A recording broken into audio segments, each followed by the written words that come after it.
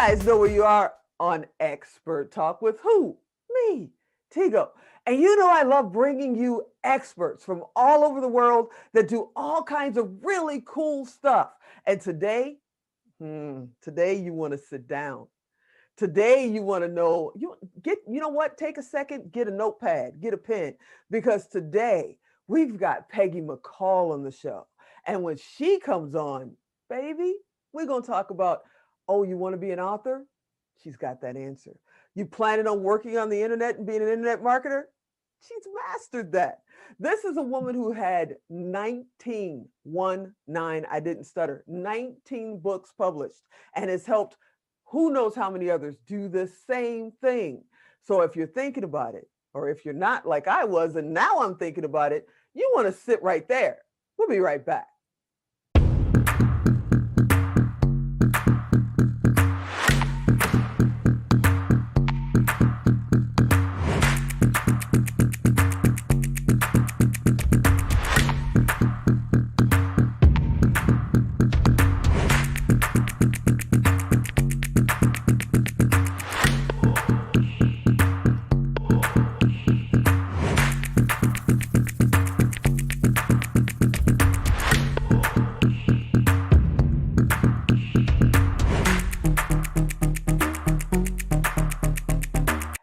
Peggy, welcome to the show. Thanks, Tigo. Great to be here with you. It's so great to have you here. I have to thank our buddy, Jennifer Hammond, for introducing us because, wow, I can't believe you're here. You are amazing. Let's just start there and just say you are amazing. Even your company name is amazing. You know, Dynamic Destiny. Where did it come from? Where did you get that name? You know, I decided in 1994 to incorporate my company, and I really wanted a cool name, and not just a cool name, but a name that was a great reflection of what I was going to be doing in the business, something that was inspiring and a good fit. And I do my best thinking in my car. So I was driving down to Toronto from Ottawa one day, and I made a decision. When I got in the car, I made a decision. I'm going to have the perfect name by the time I get to my destination. So I was just driving and thinking. I was listening to some audios at the same time. And then all of a sudden, Dynamic came to me. I thought, ooh, I like that name. I mean, it's dynamic just by, on its own. Right. And then because I was going to help people find their destiny, live their destiny, shape their destiny, Destinies came to me. And that's when I just knew it was the perfect name, Dynamic Destinies, Inc. And I did a search, found out it was available, and incorporated the business. You know, and people are listening right now going, I got to change my name. Her name is so cool. And it really is cool. Let's go back a little bit, though. I like going back. You know, was Peggy planning on being an author her entire life? Were you 10, 15 years old writing in journals? When did you decide this? What were you like when you were 10 or 15? I was a mess. I was like emotional mess, insecure girl, quite miserable. I was not a happy girl back then. And in school, I didn't even want to be there. Why do I have to be there? This is nonsense. What do I need this for? And I was just like a little rebel. When I was a kid, they called me the brat. And the brat is someone that, you're told to do something, but you do something else. And so I earned it honestly. But as far as writing a book is concerned, I didn't even think about it until I was 40. It had not even entered my mind space. And if I showed you my report cards, and I have them over there in the cupboard, and I pulled them out and showed them to you, you probably laugh going, oh my goodness, girl, like those were your grades in school. It was pretty, if we judge it, it would be probably called pathetic, but it is what it is. I don't have any judgment towards it now. I just wasn't interested in school, but I graduated. And so it wasn't until I was in my 40s and then boom, the idea came into my consciousness. Hey, you should write a book. And I immediately threw it in the garbage because that's where I thought it belonged. Write a book. Who are you to write a book? And that's what happens. As soon as people start to think about doing something they've never done before, those old beliefs start rearing their ugly head, just like in that whack-a-mole game, it's like, whoop, pop up. Who do you to write a book? And then another one pops up. You have nothing to say. pop up. What do you think, you can do that? Like, no way. And just like the whack-a-mole game, you're bang, bang, bang, bang, get rid of these old destructive beliefs because they weren't serving me. And then I went to my parents. I told my parents, I said, hey, I'm going to write a book. And their response was this: you're writing a book? Like it was a joke. That's one of the biggest problems a lot of people run into, is that their support team, the people that are closest to them, are the biggest naysayers. They're the biggest ones going, you can't do that. There's no authors in our family. Where do you think you're going? We're banking, we're construction. This is what we do. Fire and police. We don't write. What is that about? So when you decided at 40, what kind of book did you decide to write? And was it the first or the 15th draft that finally got published? It was the first. So I had read lots of books. I started studying personal development in January 1979. I had just turned 20 years of age. I met Bob Proctor, and that was my first introduction to personal development. And it was a major shift for me. So I began studying at 20. So by the time I got to 40, I had read hundreds of books, and I loved studying success, loved studying personal development. And of course, I incorporated my business as well. So what came to my mind was to create a book that was really layman's terms understanding of how to create your destiny, because I found there were a lot of books out there, and there still are. There's many. And I just found that some of them were complicated. And I have discovered that success is not complicated. The complicated part is just us getting in our own way. And I decided to write a layman's terms, a simple understanding of how we create our destiny. And that was the reason why I wrote it. So I wrote it. I just made a decision. I was going to write it in a 30-day period, set my alarm for a little hour earlier every morning. And I wasn't writing for 30 days. I was a single mom at the time, and, had my son in the evenings and weekends. And I used to drive him to school and back from school. And I just decided I'm going to get up an hour earlier every morning before my son gets up, and I'll write in that hour. And I just started. I created an outline, and I just started putting bullet points in. What am I going to write about? And every day I disciplined myself that I would write every single day. And at the end of that month, the book was written. And then I went over to the editor after that. Wow, that's amazing. I mean, just to have that self-discipline right out the gate to be able to do that, because I've met people over the years that have been writing the same book for the last 10 or 15 years, and I think they've gotten past their title. But before I get too far off, I love the title of your first book, and it seems like the subject matter would be timeless. Like you could read this whether it's, 1990 or 2021. Am I correct? Absolutely true. It is timeless. On being the creator of your destiny is not something that went out of date. I have written books that have gone out of date because I wrote a couple of books on internet marketing, and that's completely shifted and evolved.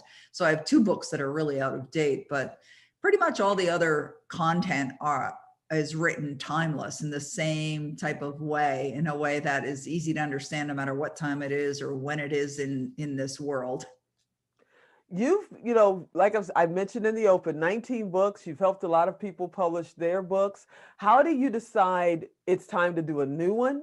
How do you decide to make it an actual business? Because there's a lot of authors out there. They write a book, right, and then I don't know what authors do. I have this vision of them sitting on a lake, with their feet up, fishing, in between books, and they're not doing anything else. I'm sure that's not the case. But you've actually built an enterprise, an empire with everything that you're doing. How did you decide the path you chose?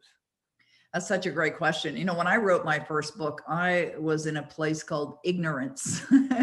And ignorance simply means not knowing, because I had an ignorant assumption that if you write a great book and you bring it out to the world, the buyers will come. Well, that's not what happens. That's not what happens. It's not what happens. And you don't go and put your fishing pole in the lake and put your feet up and just wait for all the money to pour in. I mean, maybe it's happened to someone somewhere, I don't know, but it's not the norm, is what you're telling me. Not the norm, very much not the norm. I learned, like after I became an author, I learned very early on in the game, thank God, that it's an author's responsibility to do the marketing. And it doesn't matter if you have a publisher or you don't, it's still the author's responsibility to do the marketing. So that was something I learned very early on. So I made a decision that I'm going to invest a significant amount of time, energy, money into learning how to effectively do the marketing for my books. So I use this thing called the internet. And it was still early days of internet, people going online. I actually hired a guy to program a shopping cart so I could sell my books and my other things from my website. And when I produced my first book, I printed out 3,000 copies of a hardcover edition of the book. And I had them delivered to my home. Nowadays, you don't have to do that. Like Savvy Wisdom, my 19th book is hardcover, but it's print on demand now, which is so much better and so much easier. But back then, it wasn't like that. So I printed out all these copies, and then I had to figure out, well, now I got to sell them because, they went into the bookstores and they didn't do anything. I also learned as an author, when you're shipping, I managed to get my books into bookstores. When I'm shipping books to bookstores, if they don't sell, they ship them back. It's like a consignment store of sorts. Oh, wow. Yeah. I didn't know that. Yeah, me neither until then. And so what happens is you as the author have to pay for the shipping of the books and pay for them to ship back. So it ends up becoming an expense. There goes your profits. Right. There goes your profit, like even to go through a distributor anyway. So I learned a lot in the early days, which was exceedingly beneficial.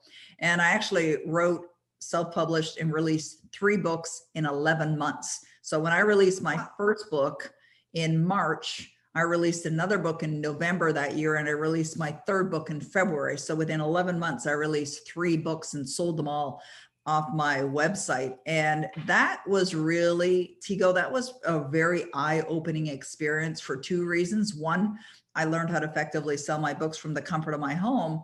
And 2, it made me realize that people are hungry. They're hungry. They're hungry for information. They're hungry for knowledge. They're hungry for entertainment, if you will. They're hungry for information. Yeah. And so I think it's like a phenomenal vehicle, the internet, to serve people no matter where you are and no matter where they are. It kind of brings up, and I'm going to veer off the path. I tend to do that every once in a while, but that brings up something because we are in 2021. People may be watching this in 2045 and they don't even know what COVID is. But right now we're in the middle of it. And people are really starting to realize, yeah, you can do anything on the internet, and they're more hungry for data and information, and they're pulling it in. So wouldn't you agree that now is the time, if you've been planning on starting your business or writing your book or whatever? I think it's the perfect time to get started. What do you think? I absolutely agree with you 100%. And there's 2 reasons of what you said. There's an opportunity here. There's an opportunity right now. Anybody can put their flag in the ground online. It's not like you have to find the property and buy the land. Like there's no land space. Anyone can set up a website, and you can do it in a matter of an hour. I remember one Saturday sitting in the family room, and I was talking to my husband. Now, my husband's former military. He was with the military for 30 years as a pilot. He doesn't know a lot about this internet thing. And we were just chatting, and I don't consider myself a technical person whatsoever.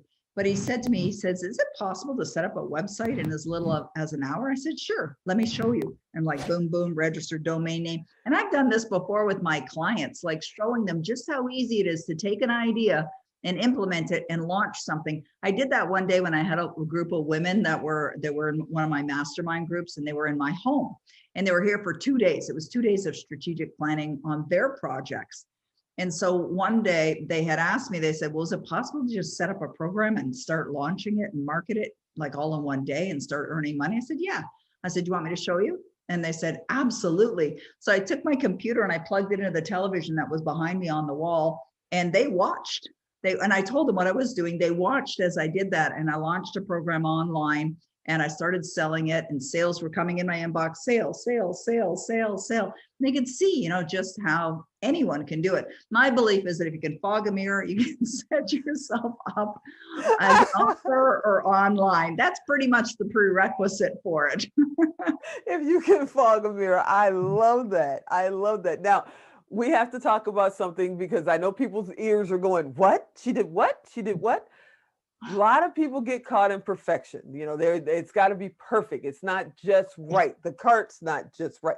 Their product's not quite finished. The artwork hasn't come back from so and so. I don't really understand these things called funnels. You know, all of that that's going on. Does that stop you? Do you wait until it's perfect, or do you get going and grow as you go? Well, I know it's a little challenge for those perfectionists, but not for me. You absolutely go. Now, what I do suggest is test, test things. It's like with your book. When you bring your book out to the world, you have one chance to make a first impression. Same thing with your website. So it doesn't have to be perfect, and your book doesn't have to be perfect. I suggest every author get an editor, though. Like, everyone should be editing their work. Otherwise, they could end up putting out something that's going to portray a persona that's not true, right? Like, it could end up, if there's spelling errors or it's messy or it's not clean, then they're going to create their own impression of that person based on their website, based on their book, based on their program. And so my suggestion is to put quality into your programs, your products, your services, your book, if you want people to think of you as a quality person. You know, I read on your website, or one of your websites, because yes, I went deep diving to figure out everything I could about Miss Peggy, because I wanted to make sure I was prepared. And I read that your specialty is, you're helping authors and you're helping experts. You know, it's a wide statement, but is there a certain kind of author that you help? Is there a certain type of expert that you help? Or can anybody even get your number, just call you up and say, you got free time on Tuesday? What is your actual target? Okay, two answers to that. One is that if you have a book or a topic for a book and there's an audience, I can help you.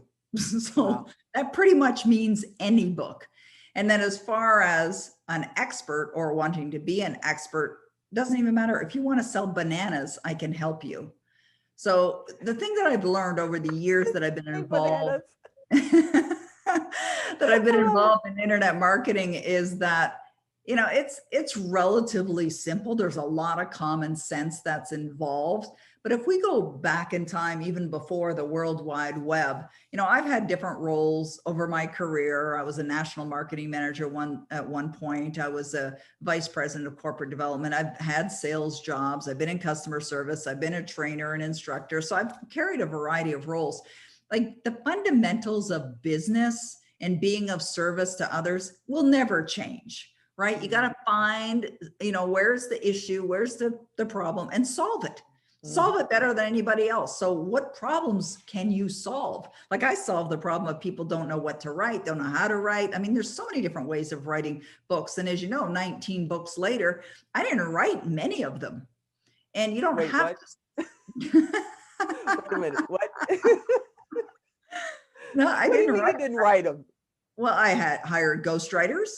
Wow. Okay. Yeah, with one of my books called Your Destiny Switch, which is a New York Times bestseller. Hay House bought the rights to that book. And I started working with a literary agent. And one of the things she suggested when I first started working with her is to get a ghostwriter. And at first I was insulted. What do you mean, get a ghostwriter? What's wrong with my writing? And she said, well, if your intention is to be a New York Times bestselling author, you want to write at that quality, and your writing's good, but it's not where it should be. So she said, let's hire a ghostwriter. And so I took part of the advance that I had received from the publisher, and those funds went to pay for the ghostwriter. So I've worked with a ghostwriter on a few of my books, but other things that I've done is I've taken course content. So, and I've been creating courses and delivering courses for many, many years, online and offline. And I would take course content. My second book was built from or created from course content for a program that I created called 8 Proven Secrets to Smart Success. I just took the lessons because I had recorded them in a studio. So I had them written out, and I went to studio, recorded all the lessons. And then I took those transcripts, they weren't really transcripts. They were like just documents, and I put them together and I modified it, and that became a book. I co-authored a book with my good friend Bob Proctor, and the content for that book came out of a course that we delivered then we recorded, transcribed, and that became content for a book. Now there's so many different ways. I teach multiple ways to write a book, but there's a couple different examples. Wow. Okay, before we go to break, I've got to answer a question because people have heard, I've heard all my life, New York bestseller. You walk through a bookstore, you walk through Walmart, it says New York bestseller. New York Times. Why is that New York Times bestseller? What is the importance of that? Do you know where it, originated from? And why is it like the top of the heap? If you can say you're a New York Times bestseller, people literally will stop. It's kind of like winning an Oscar as an actor. So Exactly. where did that come from? Do you know? Originally, no, I don't know, but I do know that it's like the epitome of success. If you become a New York Times bestselling author, it's like, wow, it's impressive to people. The other wonderful thing about being a New York Times bestselling author is similar to a song that Etta James had released. You can't take that away from me. Oh, I love Etta James. Just can't take, and it was Ella Fitzgerald. I think it was Ella Fitzgerald who had said, you can't take that away from me. It was a song. And I remember hearing that and thinking, it's true. Like when you earn that title of New York Times bestselling author, it's something you own forever. It goes on your business card. It goes on your website when you're introduced. It goes on the next book that you release.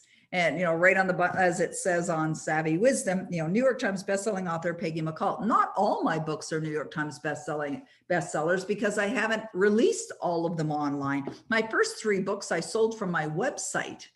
I wasn't selling them anywhere else other than my website. And there was a reason for that. The reason is because I had the inventory and I made a lot more money as well by selling it from my own website. You didn't have to pay the fees to the distributors. So it worked out very well.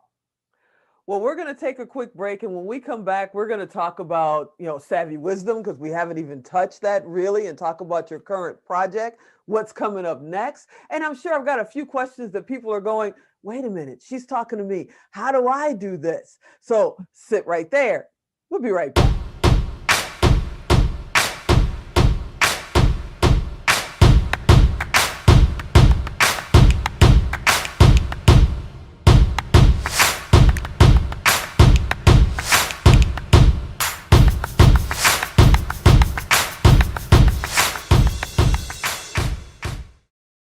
Okay, you're sitting there. I know you want to know. And we've got Peggy McColl on the show today. And she's talking about being a New York Times bestseller.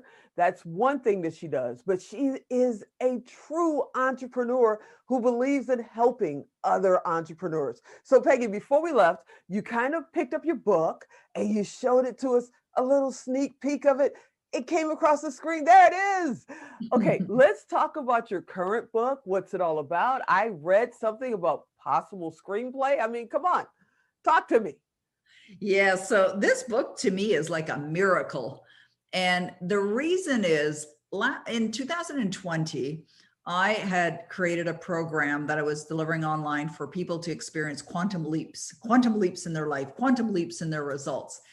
And the reason why I created that program and started to deliver it is because I chose to have another one myself. I mean, I've had so many quantum leaps in my career, and they're fun times because you stretch yourself, right? You stretch yourself. So during this experience, right, yeah, outside of the comfort zone for sure. And in that experience of making that decision and helping other people have one, I got inspired with an idea. And the idea just came to me. And it was to write a fiction book. Now, I had 18 nonfiction books released in the world, and some of them I wrote and some of them I didn't. And so I had a belief within me that I never considered myself a great writer. I thought I was a good writer, but never considered myself a great writer. And so even thinking writing a fiction book to me was like, I would dismiss it. I wouldn't even entertain the idea because I didn't think it was possible. So then I just started thinking, maybe I could write a fiction book. And then right on the heel of that thought was the next thought, well, you should probably hire a ghostwriter. I don't want to hire a ghostwriter. I want to write this book. Not that working with a ghostwriter is not a good thing, but I just thought, I want to write that book. And then I said, okay, because I teach people to get out of their own way, I decided to get out of my own way and create a new belief. And the belief was, I'm going to write a great fiction book. And I personally love parables. I love parables, which are stories. They're like fiction stories, but they have valuable lessons in them. And I made a decision. I'm going to write a book. It's going to be based on my life, based on meeting Bob Proctor. And when I made the decision to write the book, I gave myself 10 days to write it. And it wasn't 10 full days. Again, I have 10 days? Yeah, 10 days. Now I have a busy schedule, got appointments most days, but I decided I'm going to get up a little earlier. I could probably work in the evening. I might work on the weekend, and I knew I could do it. And I just decided I'm going to get on with the work. And I just started on November the 1st, 2020. 9 days later, I was done. I was finished. And you know something, Tigo, it just totally came to and through me. It was like one of these experiences where you're watching a movie and you're wondering what's going to happen next. But I would put my fingers on the keyboard and wonder what's going to come out of me next. It was a surreal experience. And I was in the spirit of the writing.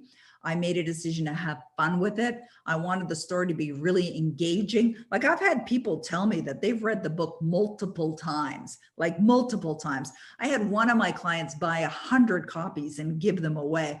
I've had many people buy multiple copies because they love it.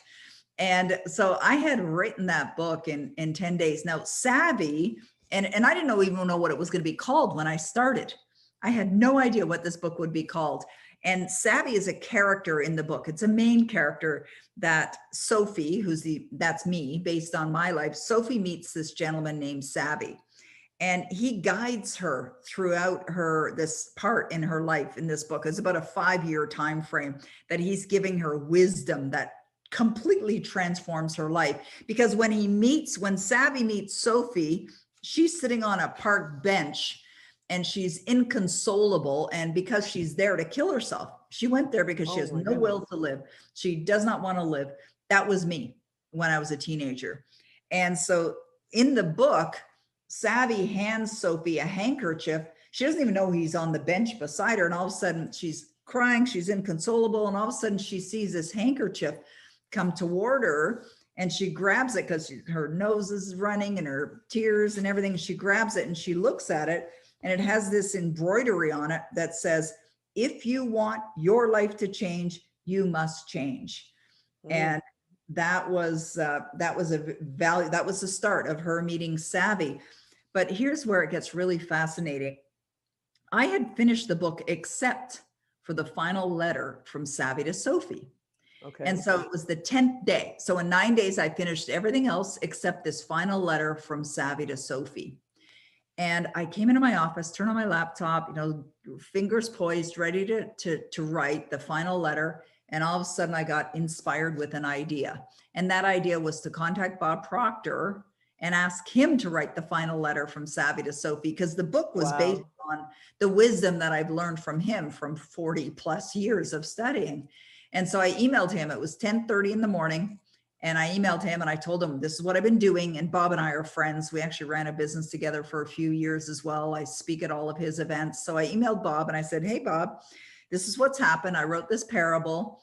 It's called Savvy Wisdom. It's based on my life meeting you and the wisdom you've given me. And it leads straight to the end where the final part of the book is a letter from Savvy to Sophie. Would you be willing to write it?" And he replied within 4 minutes. And he was away. He was working on a brand new program. He was away for an entire week. And he replied right away. And he said, "I'd absolutely love to." And that night, he said he got back to his suite around 9 p.m. and his assistant had printed out the book for him. And because I sent him the manuscript, and he said he couldn't sleep. He just couldn't put it down. And he's like, "Oh my goodness, I just love this book." He said, "It's going to change millions of people's lives." He said, "I've never felt anything so strongly before." He was just crazy about it. And he sent the letter to me a day later, and it was perfection, absolutely perfection. So the book is, to me, it's like a miracle baby that I gave birth to. In 10 days. Yeah, in 10 days, not the 9 months and not the push in. And it was easy. I love it. That's amazing. I mean, you did this in 10 days. There are people that, before we came on, I told you, I know people that have been writing the book for the last 10 years, and I'd be shocked if they have a title yet, or even the front page. It just, get moving. But you, when you get focused on something, have you always been that way? When you see it and you get focused on it, you just go at it 110% until you're done? Has that Oh, always been your attitude? yeah, I suspect it has. My family told me, that I was like that, but that was, not always in a positive way, because that was a little bit of a wild one, years ago. But I wrote another book in a day. I remember it was a number of years ago. I don't even know what book number it is, maybe 11 or something like that. But I'd been asked by a publisher to write a book called 99 Things I Wish I Knew Before Marketing on the Internet. And it was part of a series of books. And they had asked me to write it. And I said, sure, I'll write that book for you. But they never told me when they wanted it. Like, you need a date, a due date, right? Like, when are you going to get it done? Exactly. So they never told me. So one day I got this email, and I was flying out west. I was traveling and speaking at different engagements. And I got this email landed in my inbox saying, we'd like the manuscript by the 15th of the next month. And it was the end of the previous month. So I had 2 weeks to get this book done. I was traveling, so I didn't have time while I was traveling to write. So I remember getting back home, and I said to my husband, I said, honey, I'm going to write a book this weekend. He's like, oh, well, I invited like Aunt so-and-so and uncle for the weekend. It's like, oh, okay. When are they coming? And he said, Saturday afternoon. So Friday night, I did the groceries. Saturday morning, I got up, I did an outline for the book before they got there. They arrive, we do socializing, have a nice visit, go to bed. The next morning, I woke up at 3 and I was refreshed. I was ready to go. And I went into my office and I just made a decision. I'm going to write a chapter an hour. And I started writing. I got a chapter done in an hour. Ooh, I'm going to write the next chapter in an hour. By 9 o'clock Sunday night, the book was written. Wow. Wow. Okay. See, and people think that I do stuff really fast. I've never done that.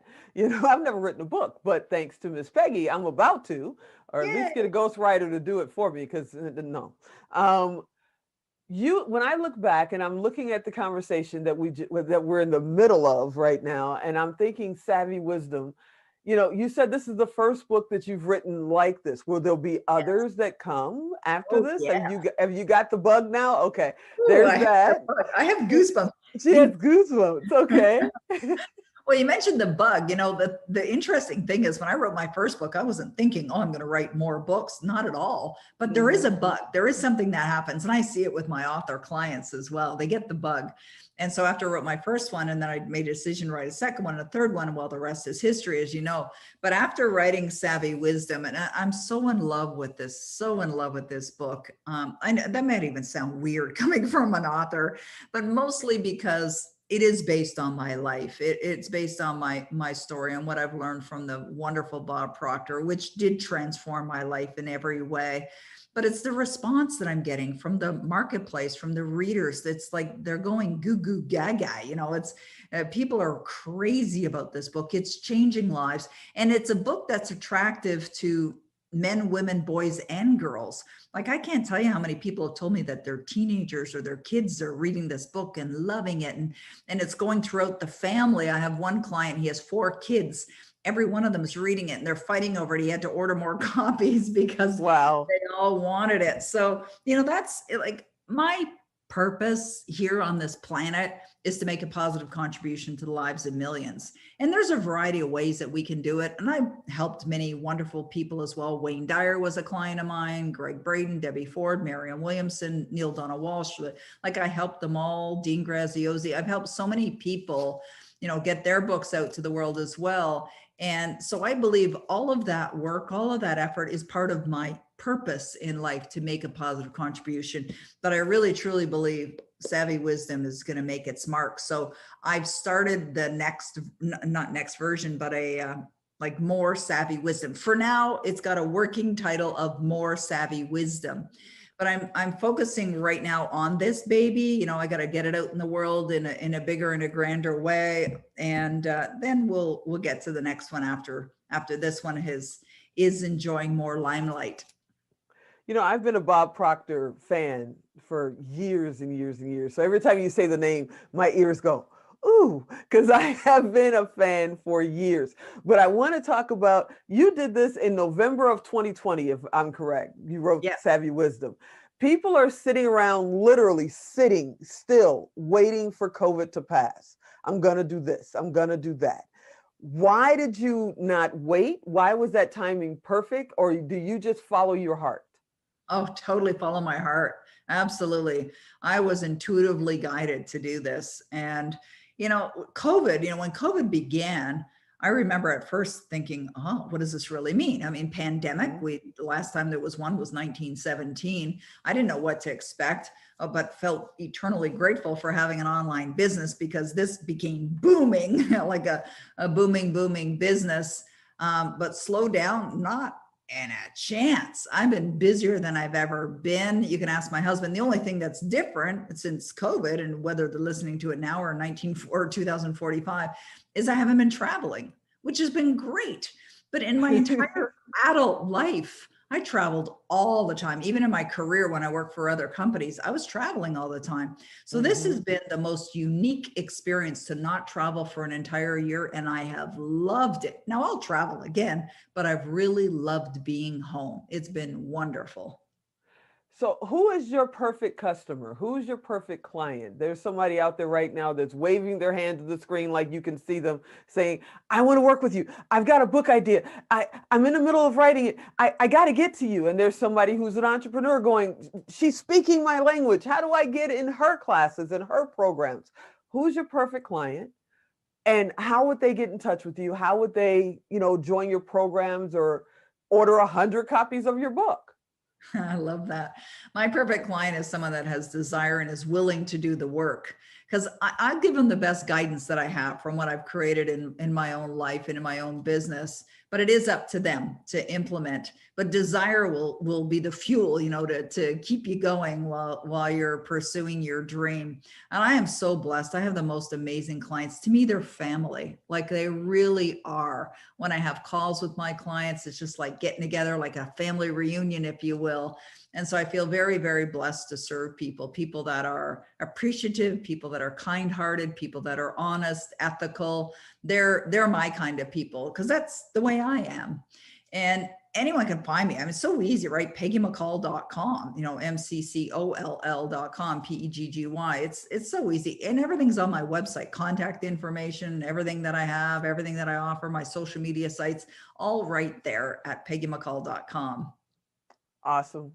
I I can't tell you. I could sit here and talk with you all day. I know I've got to let you go. I don't want to. I know I've got to let you go, but I could sit here and talk with you all day. I have not yet read the book. You and I talked about this. I've already been slapped around because prior to the interview. But as people know me, and I don't keep secrets, you guys know that I have dyslexia. I've got a strange dyslexia. I don't see spaces. And when I'm super stressed, reading a novel is really hard for me, but I am going to get this book read because I've heard amazing things about it.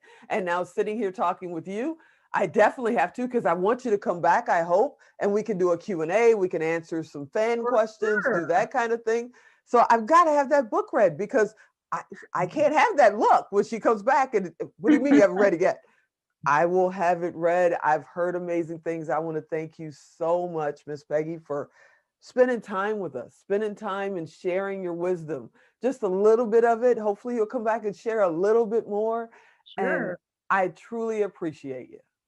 Oh, that's so sweet. And you know something? You're going to be happy about this. The book's coming out Audible. Audible has the book. Bob and I recorded it in his studio. Plus, here's another idea for you, Tigo.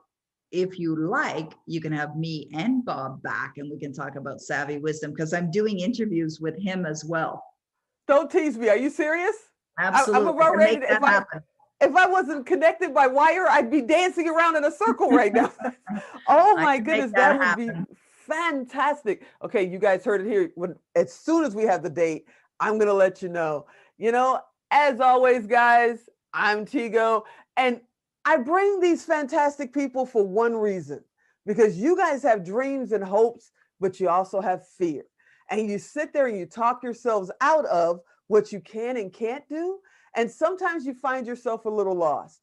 So I hope you hear these stories and realize we were all a little lost at some point in our lives, but we found our way through and we continue to find our way through. That's why we call it trailblazing. So I hope you come back next week.